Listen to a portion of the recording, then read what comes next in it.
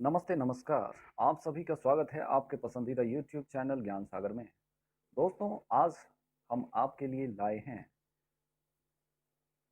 Railway SSC में पूछे गए 2015 से 20 तक लगभग 500 से अधिक प्रश्नों का सीरीज, जिसका आज ये 19वां दिन है। तो चलते हैं दोस्तों आज के पहले प्रश्न की ओर। आज का जो हमारा पहला प्रश्न है वो है, निम्नलिखित को सुमेलित कीजिए।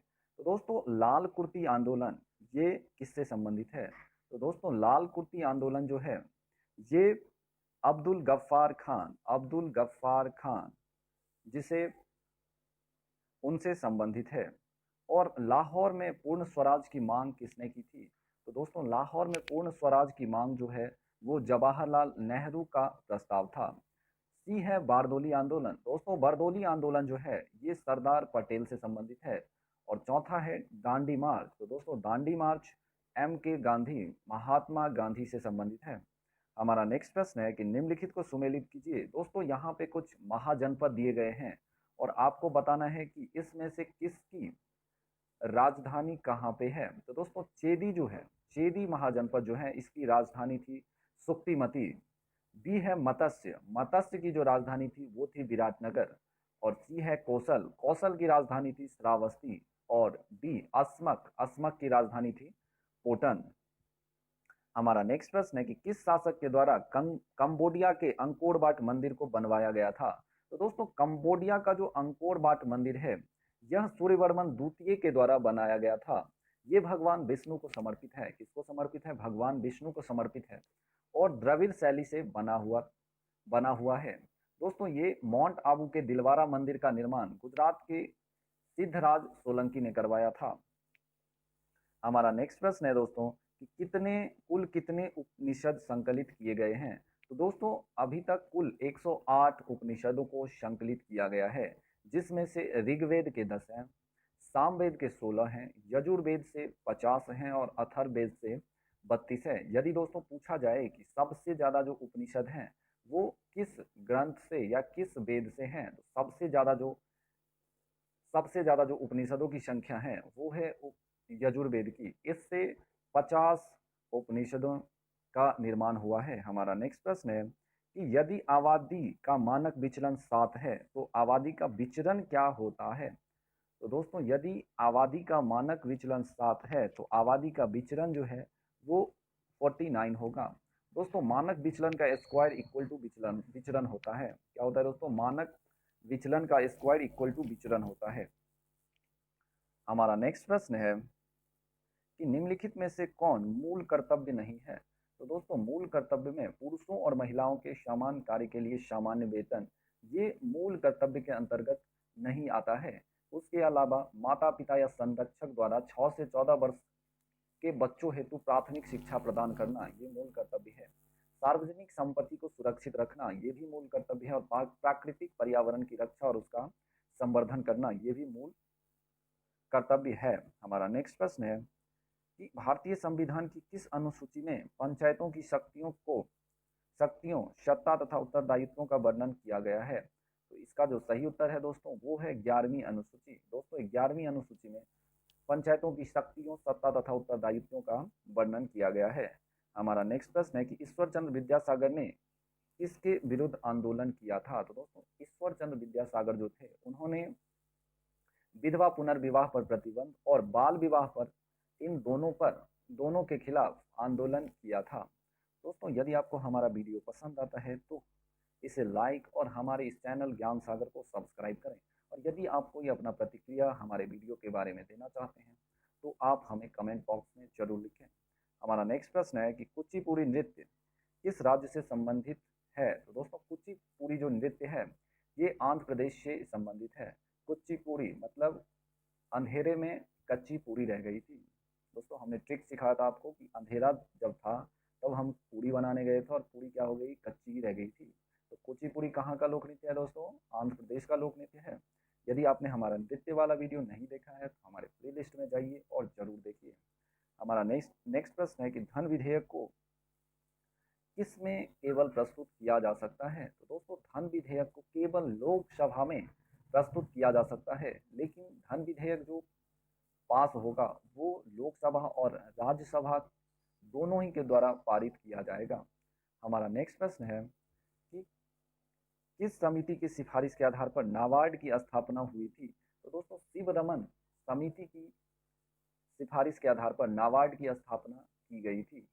हमारा नेक्स्ट प्रश्न है कि नाबार्ड को किस वर्ष स्थापित किया गया था?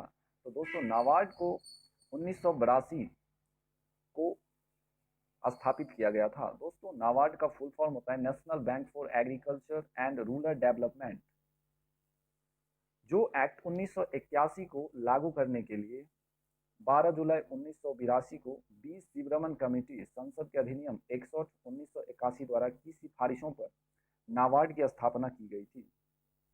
हमारा नेक्स्ट प्रश्न है कि उस व्यक्ति का नाम बताइए जिसने Wuhan diary dispatch from A quarantine city नामक पुस्तक लिखी है।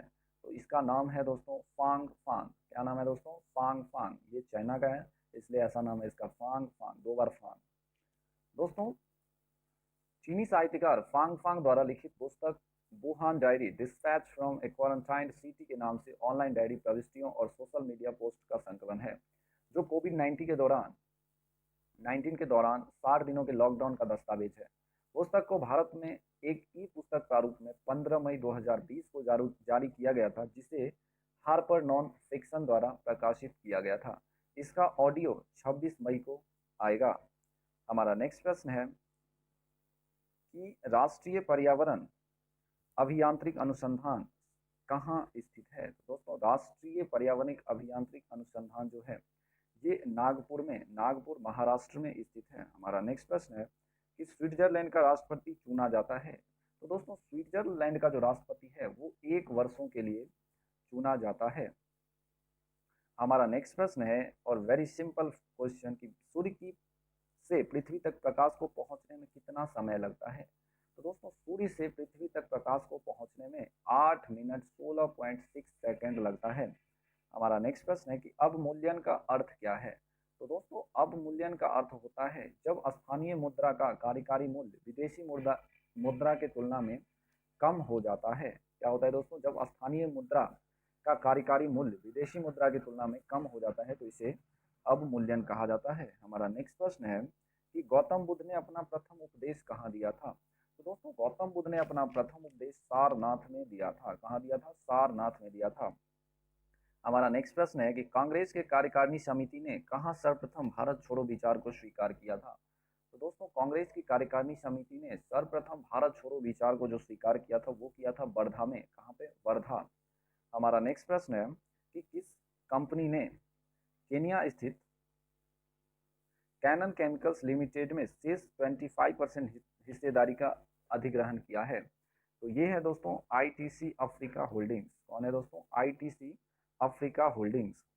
हमारा नेक्स्ट प्रश्न है कि किस वंश ने सबसे अधिक सोने के सिक्के जारी किए थे? तो दोस्तों गुप्त वंश ने सबसे अधिक सोने के सिक्के जारी किए थे। किस वंश ने? गुप्त वंश ने सबसे अधिक सोने के सिक्के जारी किए थे। हमारा नेक्स्ट प्रश्न है कि निम्नलिखित में से राष्ट्रपति की न्यायिक शक्तियां क्या है? दोस्तों राष्ट्रपति की जो न्यायिक शक्तियां हैं वो है वह सुप्रीम कोर्ट के मुख्य न्यायाधीश और दूसरे जजों को नियुक्त कर सकता है। दूसरा है यह एक व्यक्ति की सजा को निलंबन और प्रविलंबन कर सकता है। तीसरा है दोस्तों लोक महत्व के प्रश्न के तथ्य और नियम पर उच्चतम न्यायालय से सलाह ले सकता है। हमारा नेक्स्ट प्रश्न है कि इनमें से कौन भारत का पहला समाचार पत्र है? तो दोस्तों भारत का पहला समाचार पत्र जो है वो है बंगाल गजट। क्या है दोस्तों? बंगाल गजट जो है वो भारत का पहला समाचार पत्र है। हमारा नेक्स्ट प्रश्न है कि निम्नलिखित में से कौन सी महिला मुख्य चुनाव आयुक्त बनी थी?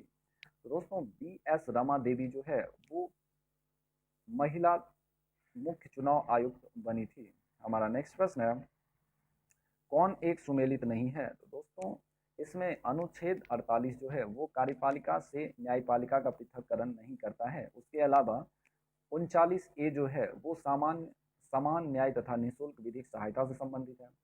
बी है अनुच्छेद 40 जो कि ग्राम पंचायतों के गठन से संबंधित है। और सी है अनुच्छेद 44 नागरिकों के लिए समान सिविल से संबंधित है। हमारा नेक्स्ट प्रश्न है कि प्रथम गोलमेज सम्मेलन के विषय में निम्न में से कौन सा सही नहीं है? तो दोस्तों इसका जो सही उत्तर है वो है यह लंदन में आयोजित तो हुआ था। यह 1930 में संपन्न हुआ था।